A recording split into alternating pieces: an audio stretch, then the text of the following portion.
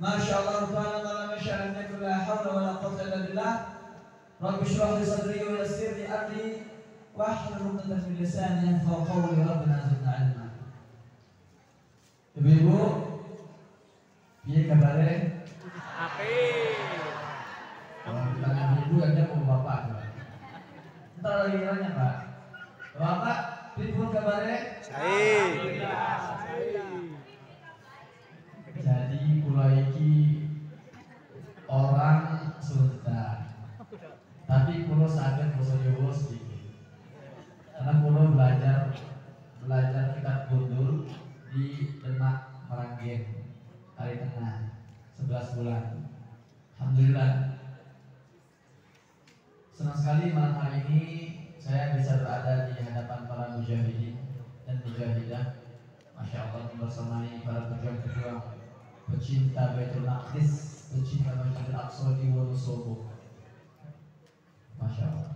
Wonosobo ini bukan kota yang asing bagi saya, karena baru 2 minggu lalu ya saya ngisi di Batur di acara waktu itu ya, di Batur. Ada yang ikut di Batur yang hari? Ada ya? Alhamdulillah. Dan saya termasuk orang yang tertarik dengan teorinya Dr. Syahkan yang mengatakan bahwa Candi Borobudur itu adalah peninggalan Nabi Sulaiman. Wonosobo ini adalah hutan sabat yang disebut dalam Al-Quran.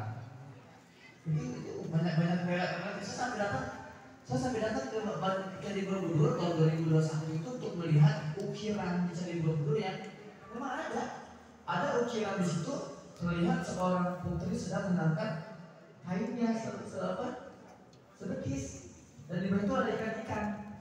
Saya bilang ini benar-benar seperti kisahnya Ratu Balkis dengan Nabi Sulaiman. Dan ukiran itu nggak mungkin pakai tangan itu, karena dia benar-benar kayaknya kayak bukan pakai mesin gitu.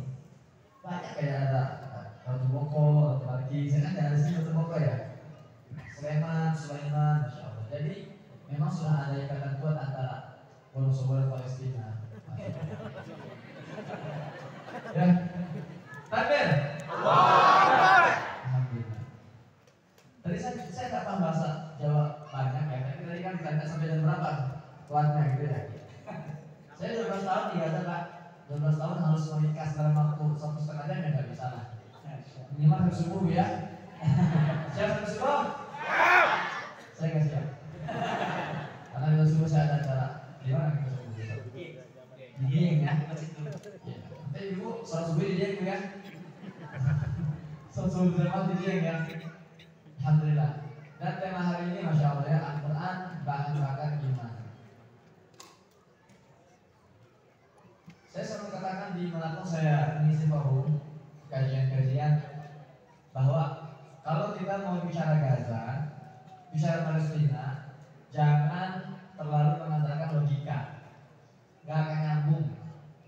Kita kalau mau membahas Gaza, membahas Palestina, jangan terlalu berpegang pada rasio kita, otak kita, opini kita, nggak akan nyampe.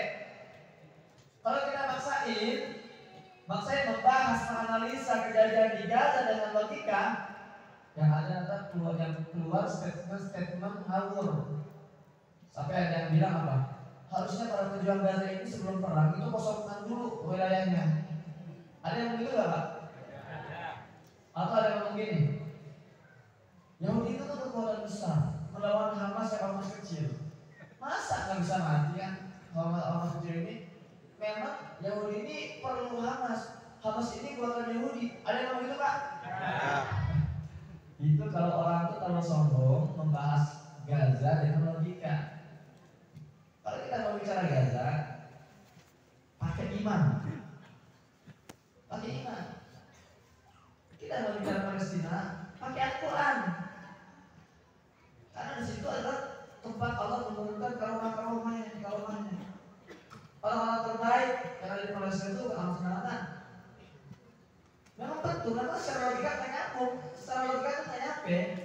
Bayangkan sih, Gaza ini Pak dibombardir, diblokade sejak 2006. Kecil Gaza ini luasnya berapa? 360 km persegi. Wonosobo berapa luasnya? Coba dicek di Google langsung. Luas Wonosobo, saya cek ya. Luas. Ini kabupaten ya? 984 kilometer, hampir 1000 kilometer itu Wonosobo. Ya ada cuma 360 kilometer persegi.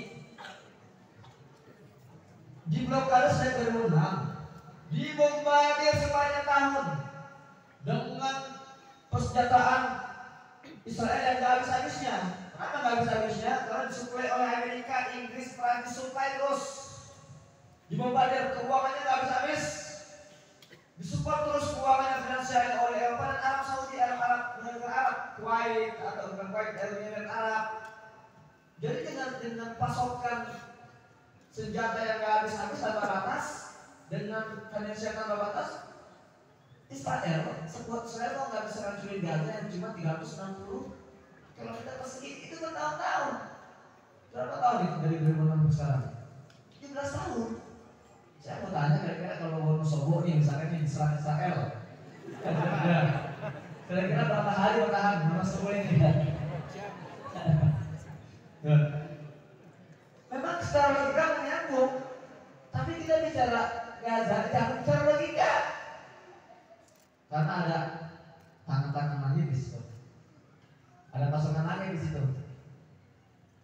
Ya, jadi kita di sini juga, masya Allah, kita selalu katakan kepada teman-teman bahwa kita mengadakan kajian-kajian seperti ini, ngumpul-ngumpul seperti ini, itu bukan untuk menangisi penderitaan warga Gaza, enggak.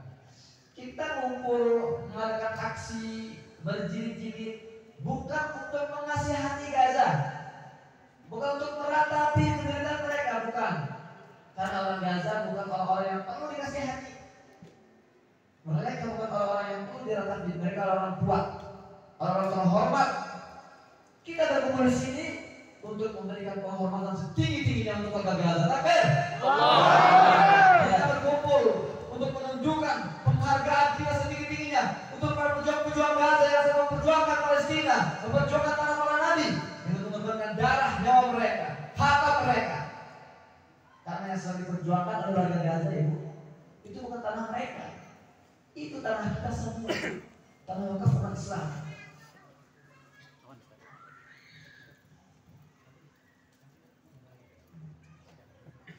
Ini terlalu panjang ya, ribet ini. Baik. Memang Gaza perlu support finansial. Tapi warga Gaza nggak pernah benar-benar membutuhkan finansial. Mereka orang-orang yang bertahan. Sekarang mereka tidak diblokir bertahun-tahun, mereka nggak perlu. Saya hidup di Gaza 12 tahun.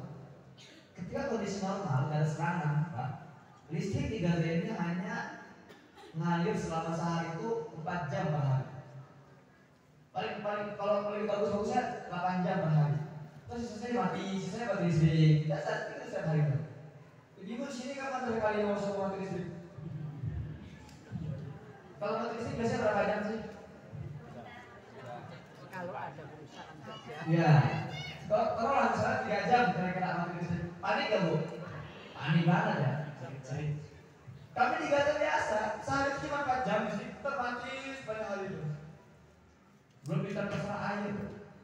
Cuma 3% air di Gaza yang layak konsumsi. Sisanya itu tidak layak konsumsi. Itu kondisi normal, sudah ada serangan. Apalagi hari ini, listrik sudah habis total.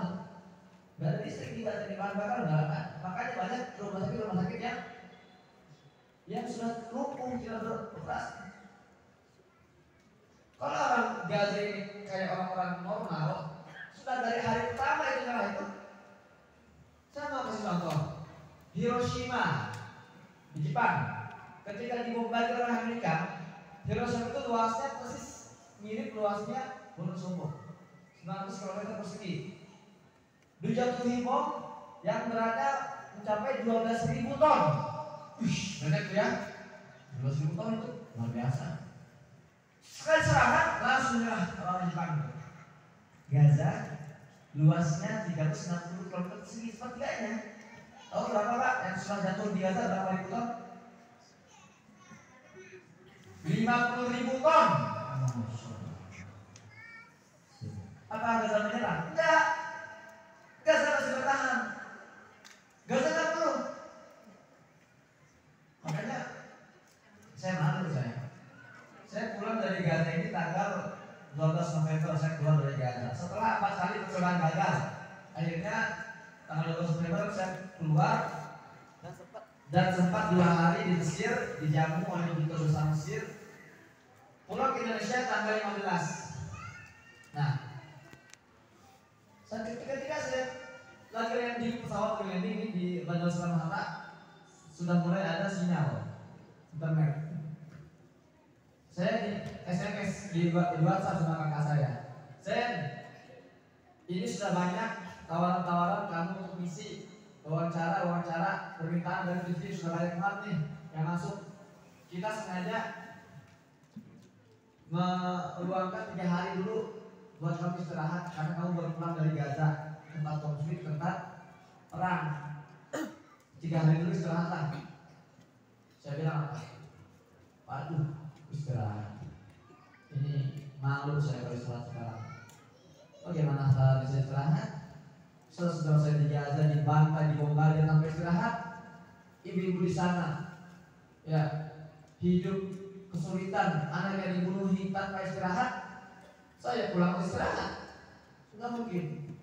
Saya bilang, enggak, saya mau istirahat. Sampai sekarang saya sudah sebulan di Indonesia, ya nggak ada sehari istirahat. Alhamdulillah. Sehari 3, 4, 5 titik. Saya berusaha untuk melanjutkan perjuangan saya. Saya mengatakan saya pulang ke Indonesia bukan untuk rebahan, bukan untuk wisata, bukan untuk leha-leha. Saya kembali ke Indonesia untuk melanjutkan perjuangan saya, untuk menghadiri kajian-kajian seperti ini, bukan kajian untuk kumpulin donasi. Ya, ada nggak di sini? Siapa yang terbaik? Aman. Kan? Saya kalau isi kajian itu nggak pernah saya tulis siapkan donasi terbaik, enggak. Karena bagi saya terlalu hina kalau kita mengikat Indonesia dan Palestina hanya berdasarkan donasi atau materi, enggak. Ikatan Indonesia dan Palestina jauh lebih sakral dari masalah donasi. Mereka adalah orang yang memerlukan receh-recehan kita. Bagi mereka, kalian mau kirim, oke, buat kirim, kami akan dengar. Karena bukan mereka yang butuh kita, tapi kita yang butuh mereka. Maka saya selalu menimbulkan kajian-kajian seperti ini untuk memberikan edukasi. Saya nggak mau menghabiskan waktu misalnya menonton video-video yang membuat kita menangis lagi. Simpan air mata kita, jangan sampai kering. Jadikan semangat kita ini bahan bakar untuk menjaga agar kita terus konsisten perjuangan kita. Jangan kayak udah 12 bulan setahun, cuma sebulan kita nangis untuk Palestina, 11 bulannya lupa lagi, betul Bu ya? Ini masalah kita, nggak fair. Ketika mereka musuh-musuh kita, ini Israel, didukung oleh Amerika, Inggris, Prancis, mereka itu nggak musliman ketika menjajah Palestina. Nggak ada Israel, oke kita sebulan jajah, 11 bulan kita rehat dulu. Nggak ada. Mereka menjajah 24 jam sehari, 7 hari seminggu, 12 bulan setahun. Kita harus ada totalitas di mana mereka.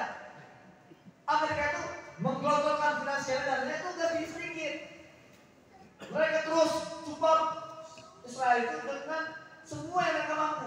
Nah kita masih memberi Palestina sisa. Uang sisa kita balik ke kasih Palestina.